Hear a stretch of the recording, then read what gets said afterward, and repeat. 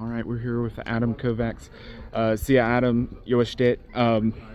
Just go ahead and give me a recap of how you felt the night went. Obviously, the main event went into the first ever sixth round. How did you have that fight going into the end of the fifth when it was?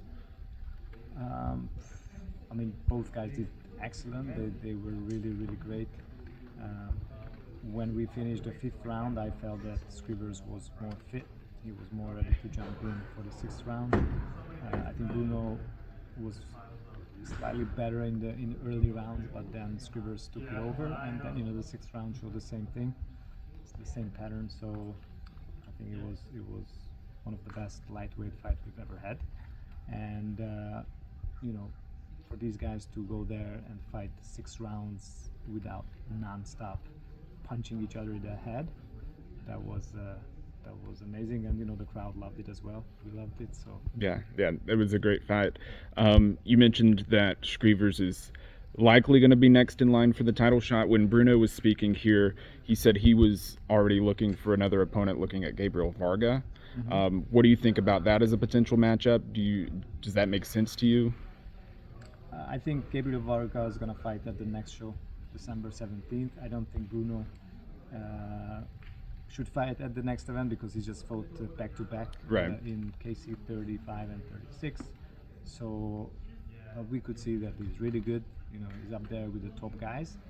But you could also see that Scrivers has a little bit more experience in the pit. So we'll see what Gabriel does at his next fight, and then then we can talk about it. Okay, yeah, that sounds good. And then moving on to the co-main event, Igor de Castaneda picked up one of the knockouts of the year, I would say.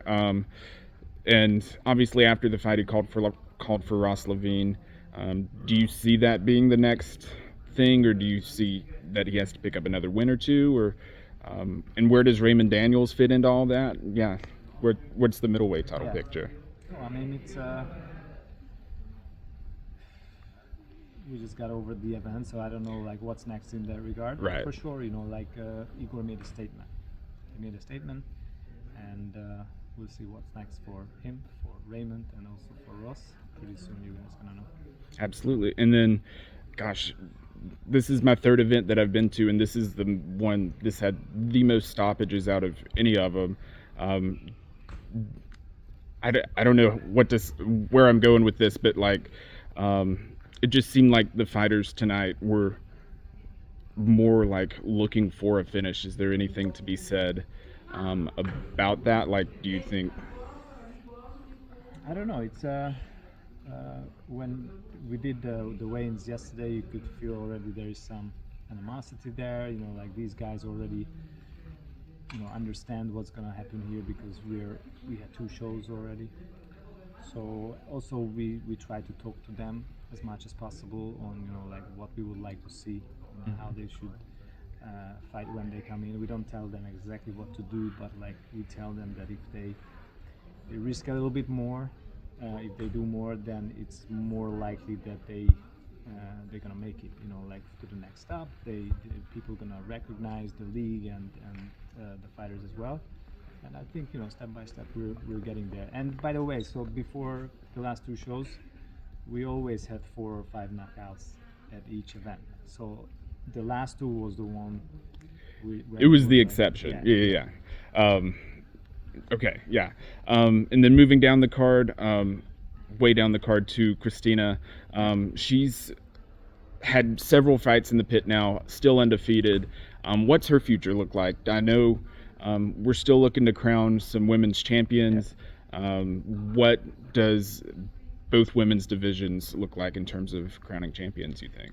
I mean, now we have Christina with 3-0 in the lighter division, and then we have Omaira with 4-0 above. Sometimes tough with the female divisions, but for sure with 3-0 and 4-0, we're looking for opponents. But we cannot just grab anyone in and give them a title fight. So we are building up the division so that Christina and Omaira they can either fight again or fight for the title, depending on who the opponent's gonna be. Right, and then your fellow countrywoman Melinda Fabian has just joined the organization. Does she have a fight set?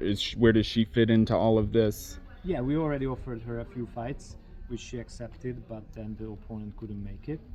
So yes, hopefully she comes back December 17th, and she signed a long-term deal with us. So we're really looking forward to have her in the pit. Absolutely, and then you mentioned December 17th a couple times. Already got a couple fights booked with Owen Kelmia and oh my goodness, Lopez, and then Samuel Erickson fighting as well. And then you mentioned that you've got some more things lined up. Yep. Go ahead and I guess just give a quick preview of that card as well. I mean, those are the fights which are logged. We're talking to Raymond, we're talking to Gabriel Varga, we're talking to a few other guys, but for them the timing works well. So the opponents are also, we're talking to the opponents, so we just have to log those fights, and in the next couple of days, in the upcoming weeks, you guys are gonna know more. Absolutely, looking forward to it. Köszönöm. Thank you very much. All right.